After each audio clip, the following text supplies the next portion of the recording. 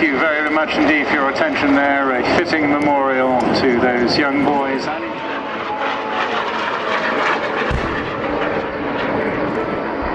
SAM missile being fired at the same time as the explosion going off. Ground troops engaging.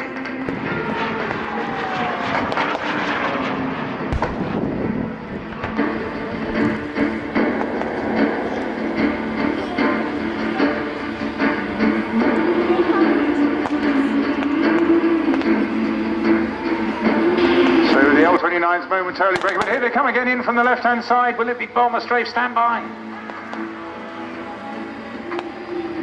No, they think they've won the game. They've got the hostages, the enemy. Production of these aircraft began in April 1963.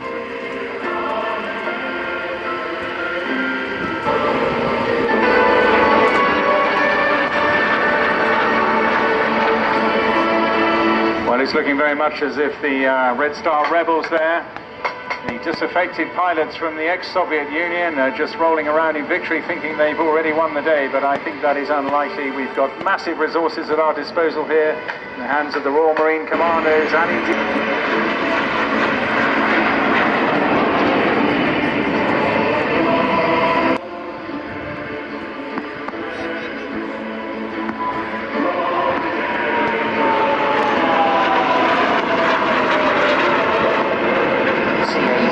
display of force here. Well, success is by no means guaranteed. The insurgent enemy forces are mobile, well-trained and highly motivated. They want to hold the airfield and control the tower until reinforcements can arrive from their homeland. Time is running out as the enemy prepare to move the hostages to an unknown location.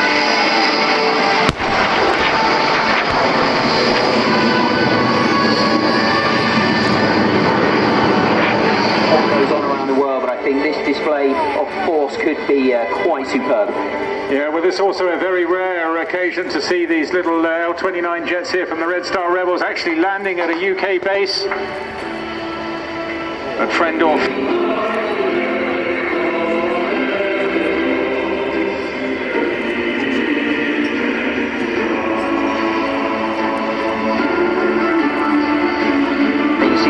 Coming in now, taking up an offensive posture down to the left-hand side of the airfield. Yes, exactly how you'd expect to see it, coming out of the trees there, with accompanied by Wildcats. Keep your eyes peeled on them. They're acting as top cover. They're a small recce force to secure the landing site right here in front of us, using this side of the airfield. Of course, having to fight off enemy flyers. There are several gunners in the Wildcat helicopters. Of course, big gun on the front end of the Atlantic, and they'll be doing this now, just a small team to get a sight. Prepare for the helicopter assault, which we hopefully know is hiding somewhere out there, low level, nap of the earth behind the tree line. A lot of enemy fire coming down from the southern side of the airfield there. The Apache obviously taking position, protecting those two Wildcats they're landing on, disgorging their forces, ready to take defensive action on the ground as well. Apache keeping that top cover.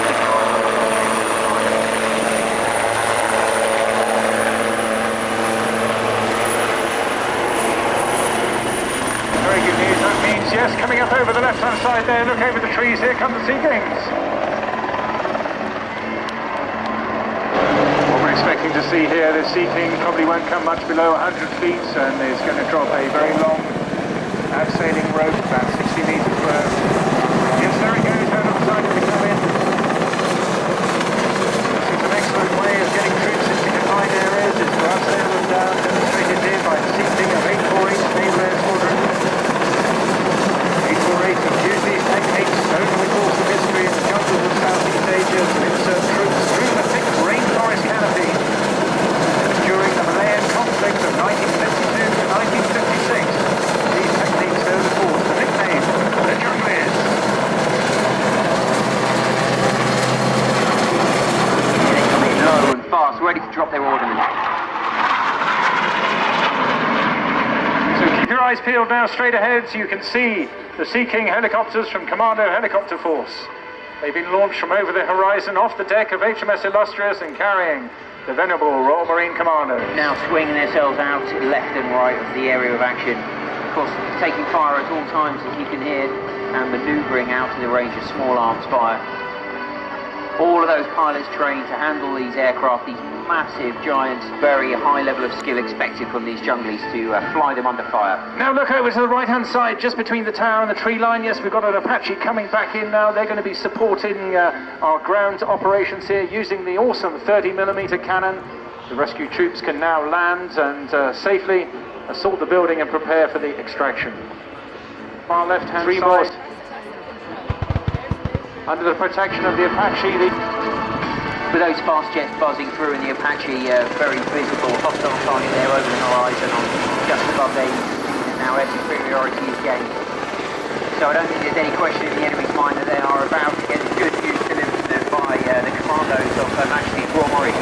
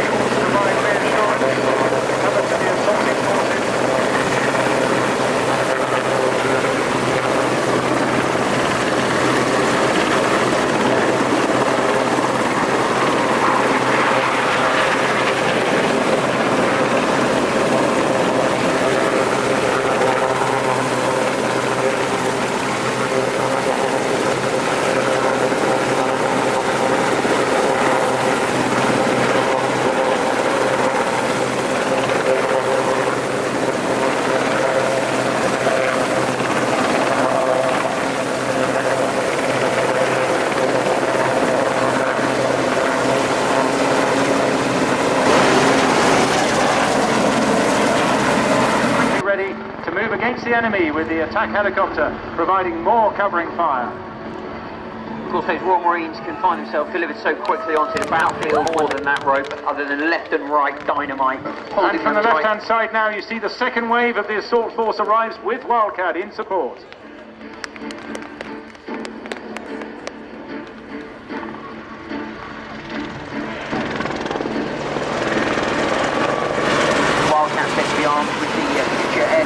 Guided weapon, a very, very potent weapon to be employed over land or sea, and certainly a short-range weapon due to be delivered in the near future.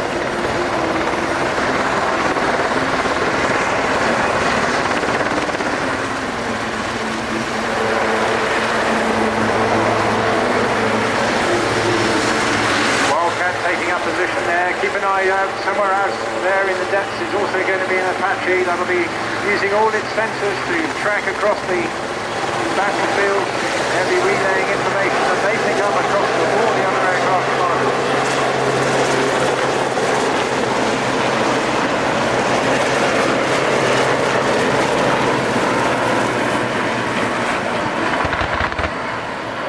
There's the Apache just popping up over the hangar there, obviously seeing some offensive action, taking action then, firing upon the enemy. Managed to bring the hostages. More fast air comes in to keep the enemy's heads down. What they'll do now, they'll quickly move the hostages back into a safe area and make arrangements for them to be evacuated.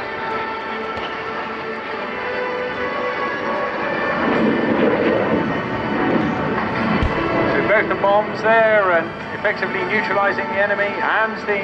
Trained in battlefield first aid, they're making sure that they're absolutely in top-rate condition. Those guys now held safely in the rear echelons of the front level of the Royal Marine Commando assault. Apache repositioning now to take up another fire position, protecting our own troops on this side of the airfield. No doubt be calling in now the Sea King to come and collect the hostages, leaving our own troops to hold the ground. They're covering each other's positions, taking up covering fire as their comrades then move backwards along the battlefield and the line of fire. Cover at all times provided by the Apache, and of course the Wildcat in the background there, also keeping all sensors trained on the battlefield.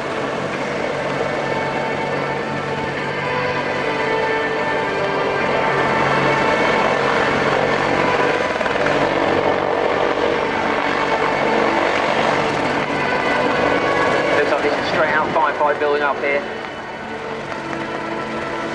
Weapons being trained from the far side of the airfield onto the near side. Oil, underslung loads. Also takes a high degree of skill to maneuver those heavy loads underneath the big workhorses of the Commando helicopter force.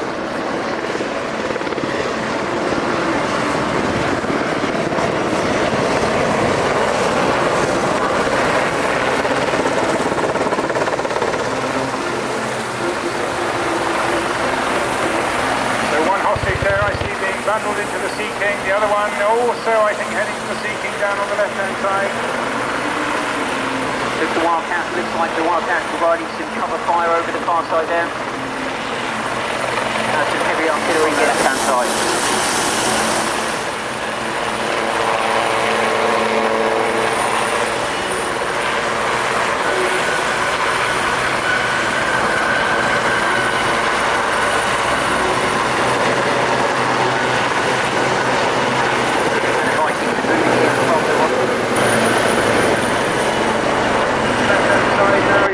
Brave junglers bringing in much needed equipment and fire support to bring extra support to the operation of our own troops here on the ground. The eagle-eyed amongst you will realise that those Wildcat, they don't have a radar dome underneath their nose. They are the Army battlefield variant of the Wildcat, flown by 847 Naval Air Squadron in the future. Yes, the aviation recce force. Look, a SAM has just been fired. They're going to have to break off. Yes, there they go, the defensive aid suites you were talking about earlier on, working effectively. Absolutely, it looks like it's seduced that IR missile away from the powerful hot engine exhaust of these Sea Kings as they dive away left and right, away from the crowd line. Missile seduced away from them, absolutely no threat further. Well done, 736 Squadron Naval Air Service again, keeping the enemy's heads down. Like a pincer movement going on. I see a Wildcat over to the right, another one coming in really low and fast on the left-hand side. Will the door gunner be able to pin the enemy traffic down? Yes, it looks as though... No, they are getting away. No, they've got to stop them, surely. It's not their day, they're turning back. They've seen the awesome fire of the Wildcats, the firepower of the Wildcat there. They're turning back, they're turning on the heels, they're legging towards them. However, out to the right, we can see a Wildcat closing in from the right as well. These guys are now pinned in, they've got nowhere to run. Yes, in many theatres of Afghanistan. And at last, it looks as though we are about to arrest the enemy.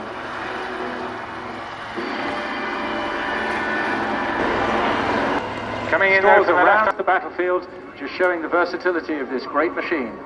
You will have noticed one of them in Arctic jungly camouflage, that one celebrating the long anniversary of the Sea King helicopter.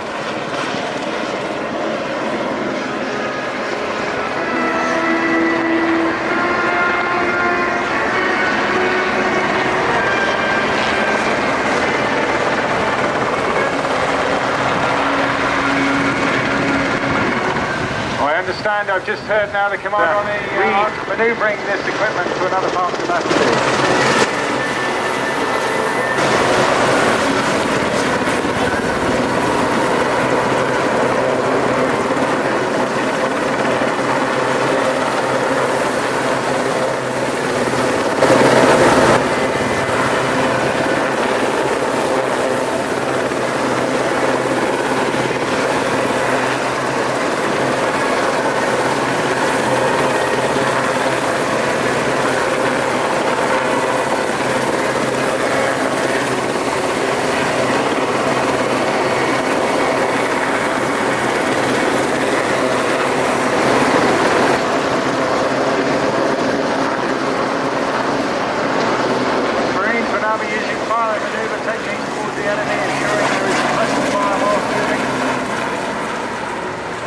Fortunately, as with every firefight, casualties can occur, and 2 of our brave Marines have been wounded. The troop commander instantly calls for helicopter evacuation, and he understands that that is on its way.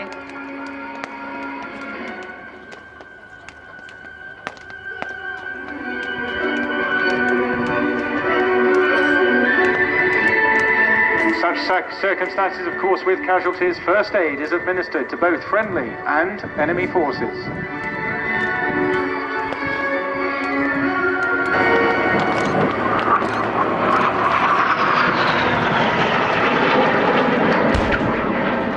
I think if they didn't get the message before, they're getting it now. Due down enemy as much as they can, ready for the ground support. Here comes the second wave. Guys on the ground, they're seeing a break in the enemy fire, so they're moving forward in position, covering left and right flanks as they manoeuvre across the airfield, ready to take the fight to the enemy. Yes, artillery support had already been called in as well. That will help deny the enemy reinforcements. The Wildcat is acting in its AeroP role to call in artillery support. Face paint.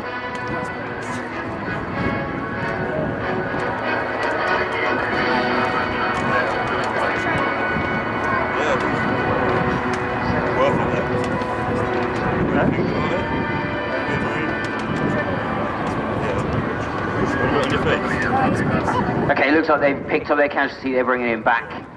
Strength of Royal when he's roiled up, looking after his lads left and right of him, always keeping an eye out for those who need help. Further fire support provided there, keeping the enemy's head down while there's a Kazivac removal from the front line. Further fire support there, big explosions going off all over the place. Royal keeps pushing forward, taking the fight to the enemy.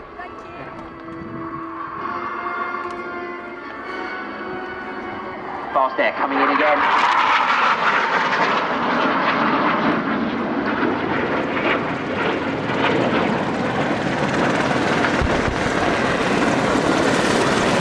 Awesome weapon drop. So, yes, there we go. Fantastic news. The ground troops are now ready to evacuate the casualties.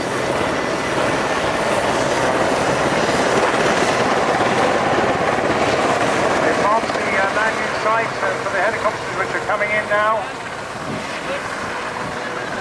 Once again, the attack helicopter and the Wildcat acting as top cover whilst the Sea Kings land on to pick up the injured. You see them now being transported to the helicopters. The troops on the ground act as force protection and protect the medics and casualties while they're being loaded into the aircraft.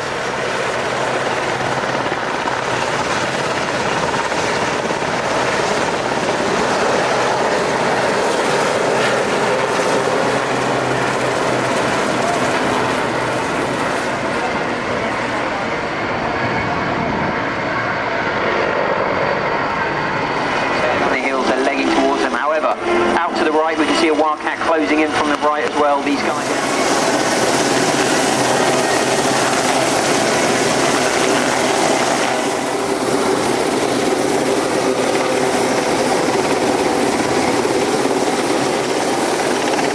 In that golden hour. Yeah, and I understand they're being taken back to... So one final strafe by the Hawks. If you look high now, tipping in. Here's the wingman coming in now. Full surrender. I see a muster going on here. It's got to be a total capitulation. There's absolutely no doubt. Well done, the Royal Marine Commandos, and indeed all the aircraft of the Naval Air Service here today. I think that's what we call a wrap. Yes, here come the Vikings. Give them a wave, ladies and gents. They've been providing just as much support as all the aircraft in this battle.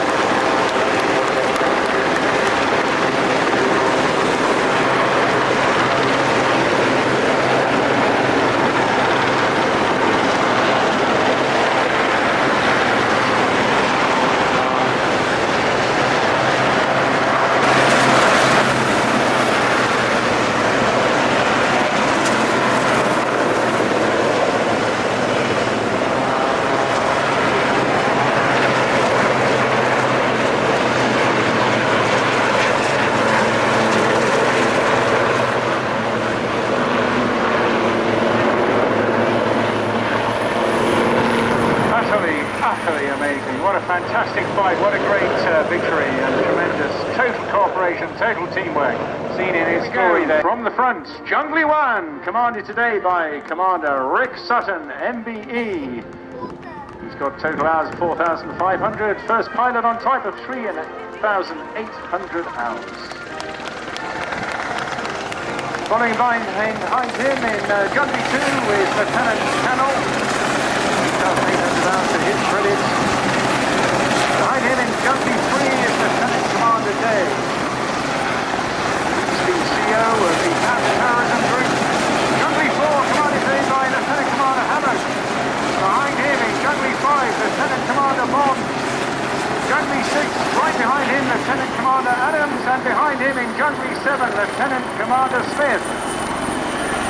Here we have now the recce section, leading from the front, the Aviation Recce Group with Captain Watson. And in the indomitable Apache attack helicopter, Staff Sergeant Powell, and with him in the gunner's